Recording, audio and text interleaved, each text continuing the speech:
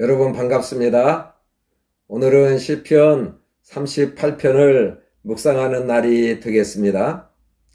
1절에 보면 주의 노하심으로 나를 책망하시고 주의 분노하심으로 나를 징계하지 마시라고 요청드릴 수 있는 하나님이시죠.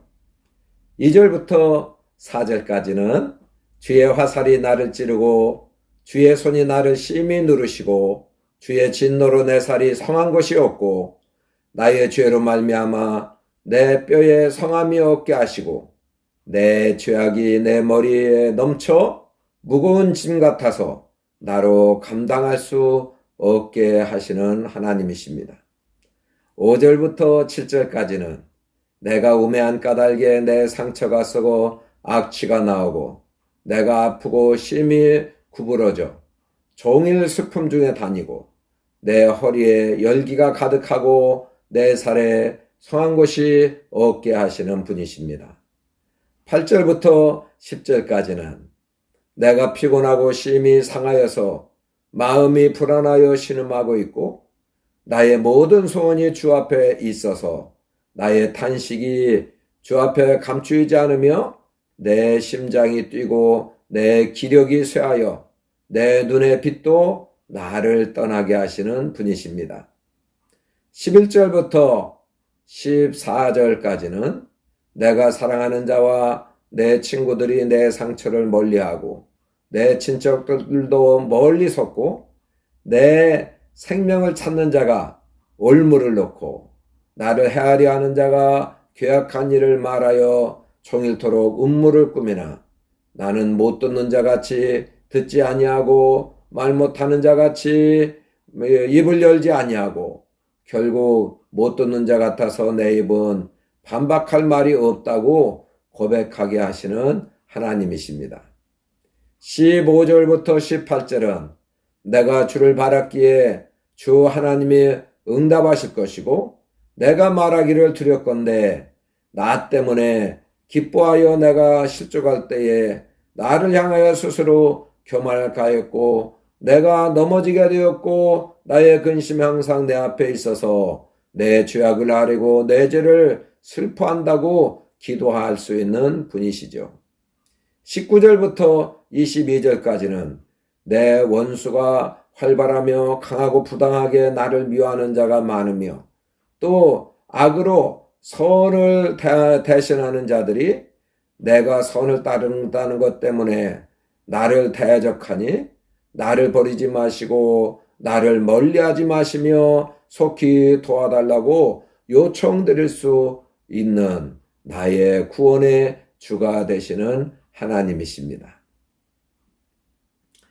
사람은 죄 가운데서 태어나서 죄 가운데 살다가 죄 가운데 죽어갑니다.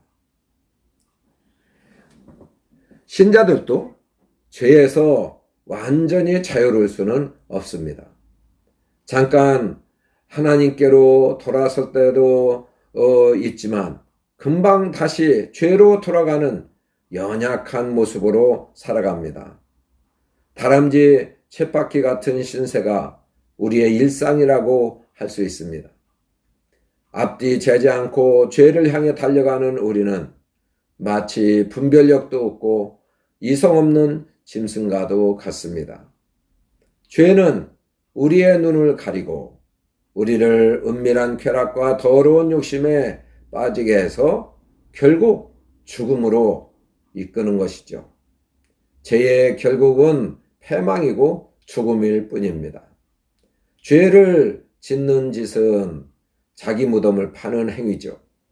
성경에서 죽음은 하나님과의 관계 단절을 의미합니다. 죽은 자는 하나님을 참여할 수 없죠. 살았다고 해도 실상은 죽은 것에 불과한 것이죠. 그러므로 죄는 반드시 해결해야 할 심각한 문제입니다. 그런데 저절로 해결되는 죄는 없습니다. 죄를 언제까지 숨겨놓을 수도 없습니다. 다른 사람들 눈을 잠시 속일 수 있다 해도 하나님은 우리의 모든 죄를 다 알고 계십니다. 이 시는 다윗이 밧세바를 취하고 그 남편 우리아를 죽게 한 사건을 배경으로 하고 있습니다. 다윗은 자신이 저지른 죄 때문에 겪어야 하는 심신의 고통으로 인해서 탄식하고 있습니다. 그는 하나님의 큰 은혜를 잊고 일생 동안 하나님을 찬양하는 복된 삶을 살았지만 일순간의 욕망을 주체하지 못해서 일생일대의 오점을 남기고 만 것이죠.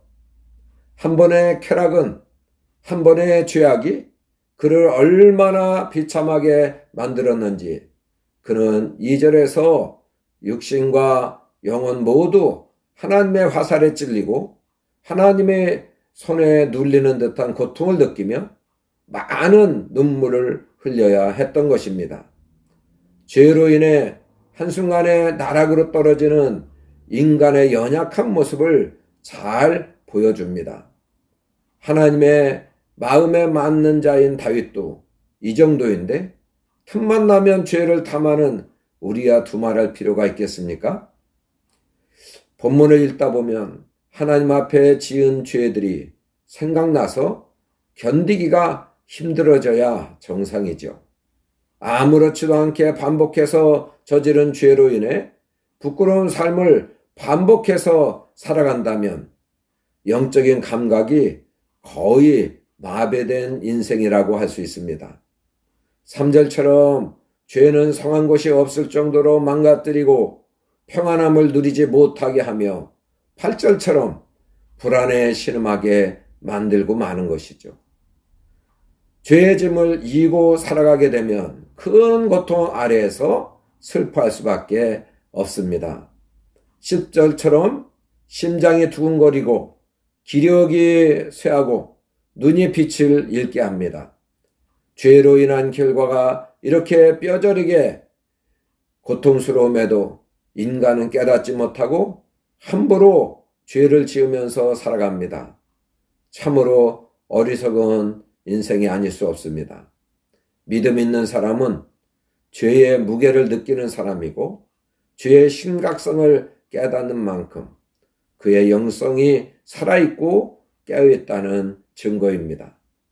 그래서 용서는 하나님의 손에 달려있기에 하나님 앞에 나아가서 참회하며 무거운 징계로부터 구원해 달라고 하나님께 간절히 호소하는 것이죠.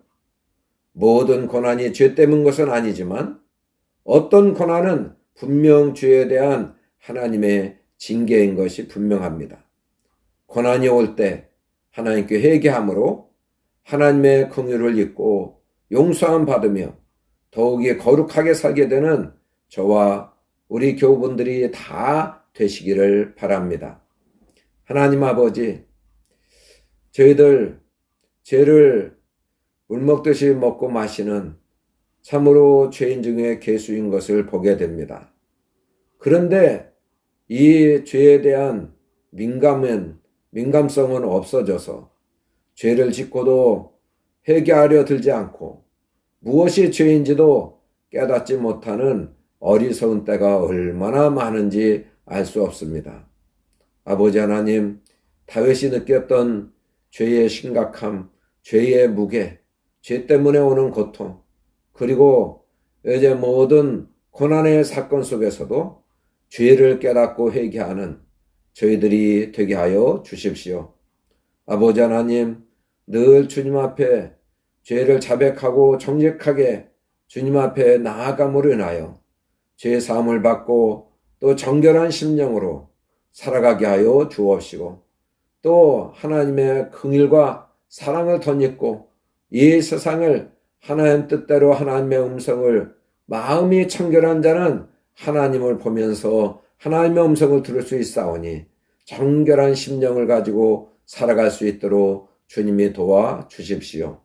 감사합니다. 예수님 이름으로 기도합니다. 아멘.